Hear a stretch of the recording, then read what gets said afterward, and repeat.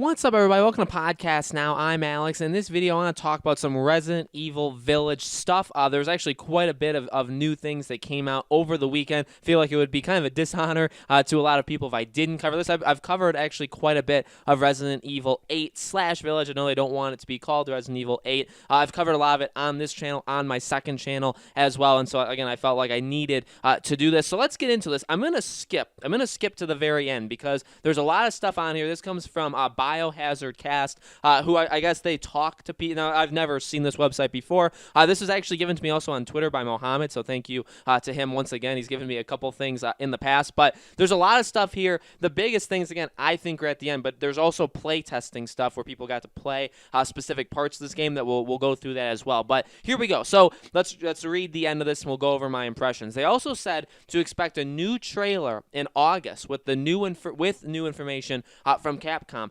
According to them, the story will become more clear, another returning character will be revealed, and there will be another twist. Finally, they said a VR version of Resident Evil Village will happen, but they won't make that announcement until Sony is ready. So those are two very, very big things. Capcom had told us that we were getting more information in August. Do you remember when they announced it at PlayStation 5's reveal event? They said August there'll be more stuff. They never guaranteed us a trailer, but they said there'll be more stuff. So that is new, right? A trailer could be coming. That's very, very exciting. The fact that, the stuff that they added to it, the trailer to it was a little confusing, was a little weird. I loved it. I loved to death the trailer. Now, I guess I should also point out really quickly, I know you guys probably can't see the trailer. It's because they don't let people show the trailer on YouTube. So that's just the reason that you guys aren't seeing the actual trailer for Resident Evil 8. Hopefully, when they announce if they do a new announcement for Village, or they have a new trailer out, maybe people will be allowed to use that one. Hopefully, Capcom's not really good with that kind of stuff, though. And then the VR version, that's exciting too, because we know obviously with Biohazard, right, with Resident Evil 7,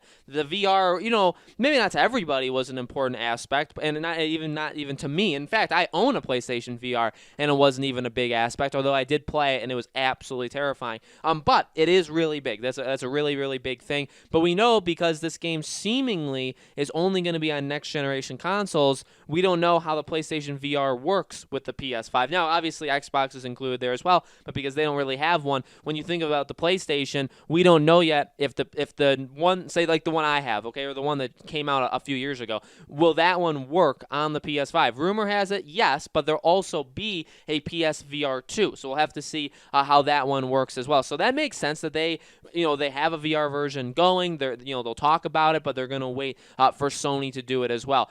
Then they have the playtest. So the playtest was around a 30-minute thing. They were able to play it, I think, a couple different times. And let's go through some of the stuff. So they talked about the enemies. The enemies within these areas are very pale, almost rotten skin with tattoos on their foreheads and hands. Some with armor, but not like knight armor. They can also be shot off. They only speak of normal enemy types in this test, not of the werewolf-like creatures we'd spoke on, and that was shown in the trailer. There's a boss fight. So here's what the information gets really interesting as the claim goes on into details of a boss fight you get in the playtest. Now, this does line up pretty closely to watch what we know of the first witch we spoke of from the other test that can dissolve into insects and chases Ethan and has a distinctive laugh. They also give the name to the witch and refer to her as Olga. The playtest featured a handgun, probably the same one as in the developer preview, a shotgun, possibly obtained from the old man in the trailer, and an unbreakable knife. It also appears the player can temporarily melee weapons like an axe that can be broken off with a few hits. And then we'll talk about the I know I'm jumping around, but not all of it is as interesting as the rest.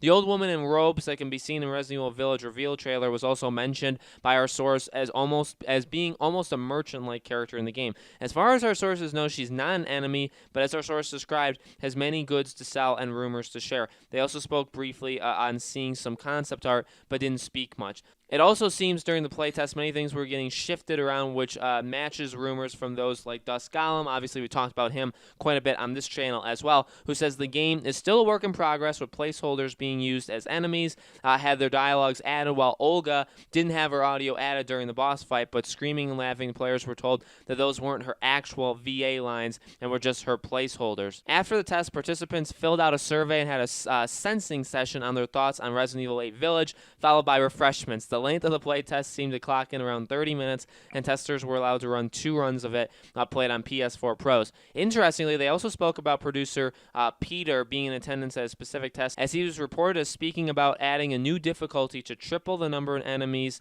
in areas, saying, "Let's call this difficulty unfair," though our source says he wasn't sure how Peter was actually being, and this part we're unsure of how true it is. So, there is a lot here. By the sounds of it, I'm going to believe this. I think a lot of the stuff talked about, there's a lot of people in the leaking community, right? A lot of people that break stories, talk about leaks, talk about rumors. Not all of them can be trusted. From what I've seen from Dusk Golem, aka Static Gamer, from what I've seen about anything Resident Evil related, it certainly seems pretty accurate. It's always kind of seemed pretty accurate, and so I'm going to follow it through. Honestly, I think that's really the only way to go. So I do believe this stuff. The playtest, nothing really stands out to me. I'm not really interested all that much in what they had to say about the actual test. Look, I know that because ultimately, here's the deal. Resident Evil 7 was very divisive. Not everybody liked it. Not everybody liked the gameplay of it. More specifically, the gameplay, how combat worked, the camera, right, being first person. Those were the main issues. And if those haven't been changed, haven't been affected or altered all that much, then there's not much you're probably going to be able to do for that group of people. Now, I stand in the camp that I don't really care. I love Resident Evil 4. 5 and 6 were fun action games. They were nothing more. I didn't hate them, but I did not love them, right? They were a very specific kind of genre outside of the Resident Evil genre, right? Resident Evil 7, I really, really loved. I think it was a game that I gave a chance to. I didn't know if I was going to like it because, again, after 5 and 6, I was like, okay, 7, obviously taking it back to the roots, but, what's it going to do? I did end up buying this game day one. I played it. It scared the heck out of me, okay? I absolutely love Resident Evil 7. And, again, the gameplay itself, don't really mind. I thought the gameplay held up. While it wasn't the same as what we were used to, it's not like in my opinion, it's not like it was complete garbage, right? So I think it stood out very, very well, and I have really no problems with this game kind of doing the same thing. So again, when it comes to the play test, when it comes to that kind of stuff, doesn't really matter. A lot of it's going to be how the game functions. You're not going to get the full scale of the game. Like they even said, like it's very possible in this play test, they didn't have lines recorded. They had placeholder enemies, all this different kind of stuff. I mean, the game probably isn't coming out till around March or April, so they still have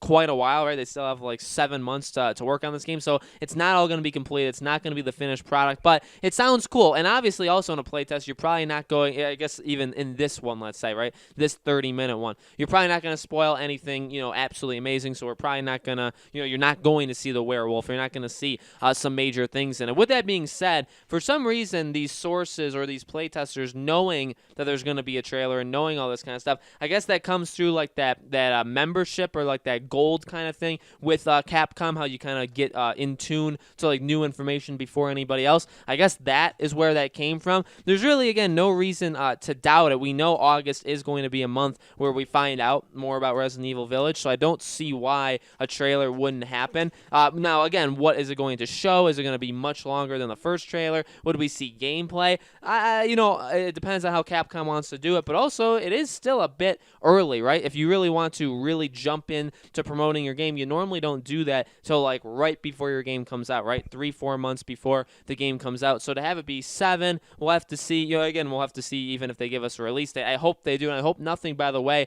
has been pushed or changed or altered because of what that's going on around the world, right? But ultimately, I'm very, very excited for this. I'm very excited that I'm happy that people have been able to play it. Obviously, that's the case though with pretty much every game. There's always play testers, but I'm glad people got their hands on it. I'm glad there wasn't anything super negative to say. And again, the VR thing, very, very exciting. Hopefully they talk about that soon. But again, gotta wait on Sony. And then the fact of the trailer. I mean, any trailer for Resident Evil is going to be, I'm going to be signed up for it. I'm going to be ready to watch it day one. With that being said, Capcom, please ease your restrictions on Resident Evil in general on YouTube. And that is my final statement. So guys, let me know in the comments below. What do you think? You excited based off of what you heard about this game? Do you think there will be a trailer coming in August? What do you think about the PlayStation VR? Did you play Resident Evil 7 in VR? Let me know your thoughts in the comments below. As always, make sure you guys are subscribed to this YouTube channel, Podcast Now. Hit the bell icon so you guys know when all these videos go up. And thank you guys so much for watching. Obviously, if there's anything else Resident Evil related